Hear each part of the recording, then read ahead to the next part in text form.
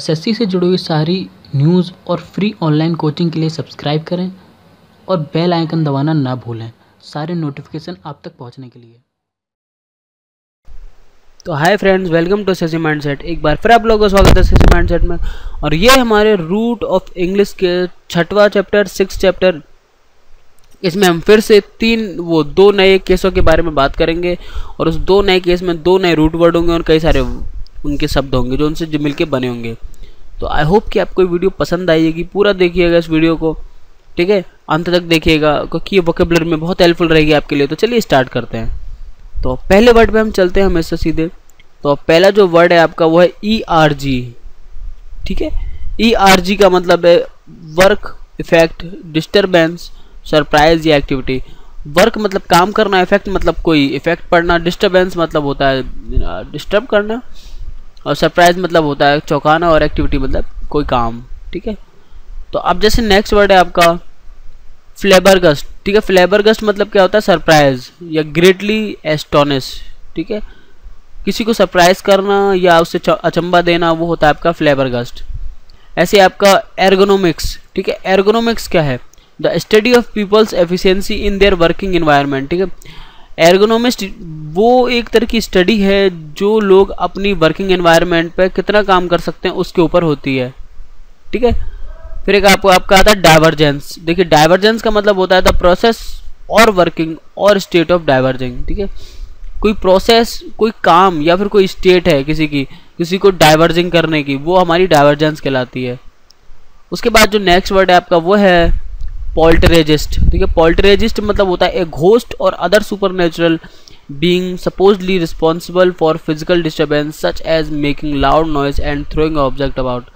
देखिए, पोल्टरेजिस्ट ऐसी कुछ एक्टिविटीज़ होती हैं जहाँ पर कोई भूत या सुपरनेचुरल बीइंग आपको डिस्टर्ब करती है, कोई फिजिकल डिस्टर्बेंस पैदा करती है, जैसे तेज आवाज़ निकालना या फिर कुछ चीज़ों को फेंकना। फिर होता है एनर्जी। देखिए, ENERGY, energy, the strength and Vitality required for the sustained physical और मेंटल एक्टिविटी, ठीक है। किसी फिजिकल और मेंटल एक्टिविटी में लगने वाली कोई रिक्वायर्ड सस्टेन्ड आपकी एनर्जी को हम एनर्जी कहते हैं। ऐसे ERG, a unit of work or energy equal to the work done by a force 1 dyne when its point of application moves 1 centimeter in the direction of action of the force। देखिए, ERG क्या होती है? आपकी work of energy होती है या unit होती है आपकी वर्क ऑफ एनर्जी की या वर्क या एनर्जी की।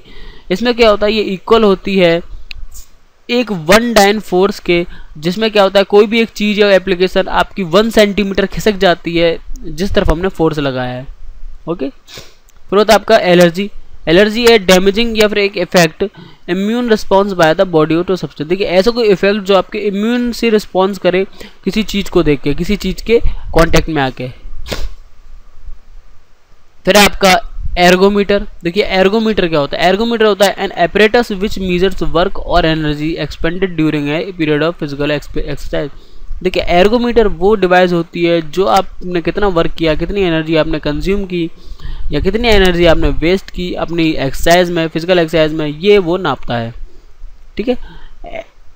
एर्गोग्राफ क्या होता है? एर्गोग्राफ वो होता है an apparatus for measuring the work capacity of a muscle. देखिए, एर्गोग्राफ वो एक डिवाइस होती है जो कितनी मसल्स ने कितना काम किया उसको मेजर करता है, ठीक है।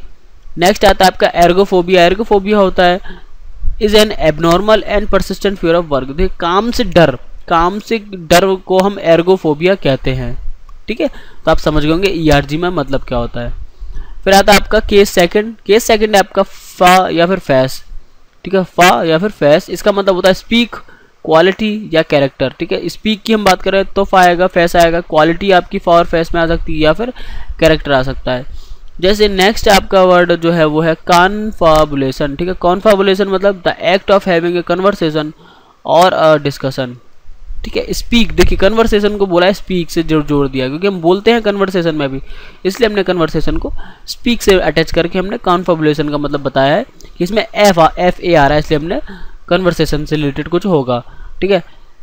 इनफेबेबल। देखिए, इनफेबेबल का मतलब होता है incapable of being express in words. देखिए, इनफेबेबल मतलब वो इंसान जो अपने वर्ड्स को एक्सप्रेस नहीं कर पाता, ठीक है। यहाँ पर एक्सप्रेस की बात आ रही है, मतलब खुद अपने सारे वर्ड नहीं बोल पाता, स्पीक की बात आ रही है। नेक्स्ट वर्ड है आपका इनफेमी। इनफेमी का मतलब होता है सेमफुल और क्रिमिनल कंडक्ट और कैरेक्टर, ठीक है। देखिए यहाँ पर क्या आ रहा है, कैरेक्टर की बात कर रहे हैं, क्वालिटी की बात कर रहे हैं, वो क्रिमिनल क्वालिटी वाला बंदा है, तो हमने क्या कर दिया, इनफेमी। फिर होता है डिफेमी, टू अटैक और समवन्स रेपुटेशन कैरेक्टर, और किसी को डिफेम करना, ठीक है। देखिए डिफेम मतलब किसी को हमने यार उसकी जो इमेज है ना वो पूरे समाज के सामने बिगाड़ दी, ठीक है। फिर आपका फेस्ड, फेस्ड मतलब होता है कॉन्फेस या ओन अप। कॉन्फेस्ड मतलब जैसे हम कहते हैं कन्फेस्ड कर दिया, तो वही फेस्ड मतलब हमने कन्फेस कर लिया। फेबल, फेबल मतलब a short story typical with animals characters conveying a moral tale fictitious tales. देखिए फेबल मतलब वो होता है जब हम किसी को एक शॉर्ट स्टोरी बताते हैं, कुछ कैरेक्टर्स बनाते हैं, कुछ एक मोरल बनाते हैं और एक फिक्स्ड एक फेरी टेल हम सुना देते हैं, वो होता है आपका फेबल, ठीक है।